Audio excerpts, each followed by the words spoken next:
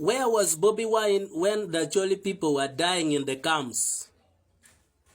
Where were the Baganda during the time of Kony's war? When Joseph Kony was killing us in Acholi, where were they?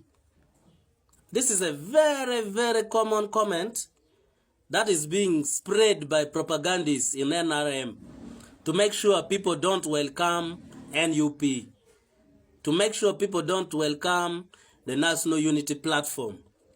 But as a person who slept in the bush in Muchwini, in Kitgum district, let me speak today and explain the mysteries, the politics that surround this statement. In the 25-year war of Joseph Kony in northern Uganda, especially in Acholi and Lao, the propaganda that the government was spreading was that we are killing ourselves. They never wanted the war of Kony to look as if it was a fight on their government. They said that was a civil war. And yet Kony himself said that he cannot cut the ears of his people. He cannot cut the ear, the nose, the mouth of his people. So who was now cutting the ears and mouth of the Acholi people? So all the time I listen to people saying, where was Bobby Wine when we were dying in the camps? I want to tell you, the propaganda they were saying was that you people, do you remember what the Acholis did in Luero Triangle? That's what they were telling people in Kampala or in Buganda and other regions. Then people say, oh, we remember during the time of Tito Okello Lutwa, Banange we suffered, Banange these people killed us, Banange ABCD. So by then, they made the Acholis to appear ugly in the eyes of all Ugandans. And then by that time, they were having the popularity of those tribes against the Acholi people. Remember, the Acholi people were voting FDC massively. The Acholi people were voting opposition massively. I remember Gulu City, you would hardly find a councillor or a LC5 or parliamentarian, not only Gulu. Every leader in the north was opposition because they had spread propaganda that actually people were killing people, others. They were like killing themselves. So let them die there. They're killing themselves. Of course, Joseph Kony was an Acholi. So it was the rest of Ugandans. They saw no reason to participate, to join Kony in the war.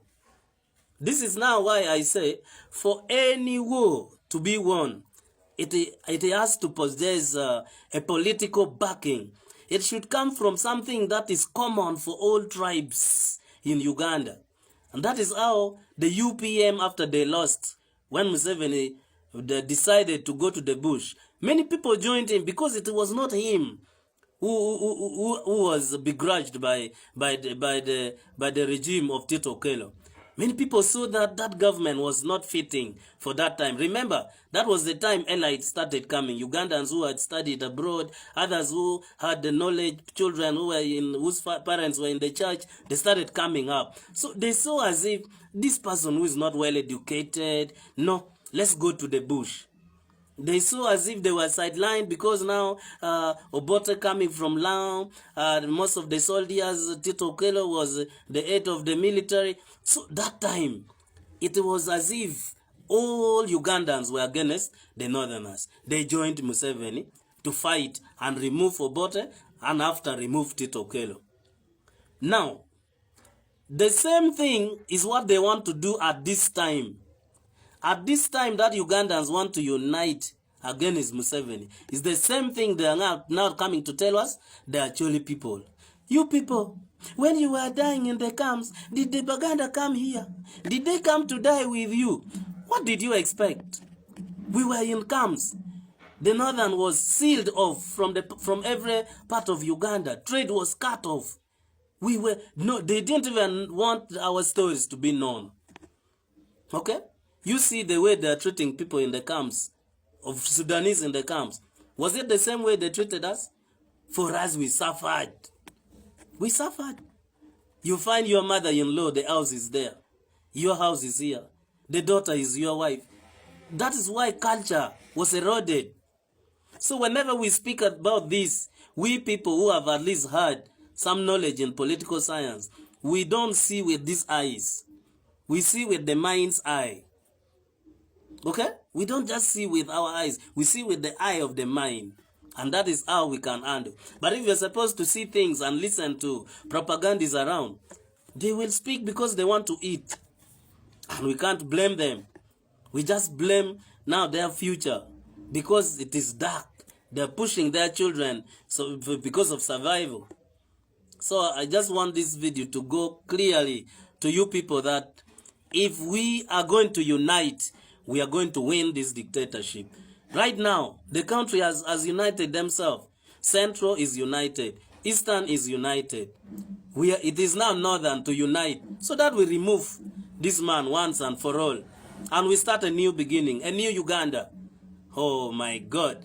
Oh my God. I don't know. I see a day where a Karemojong and a Munyankole will be moving together and they laugh forgetting their history. That was just due to manipulation. Have a nice weekend.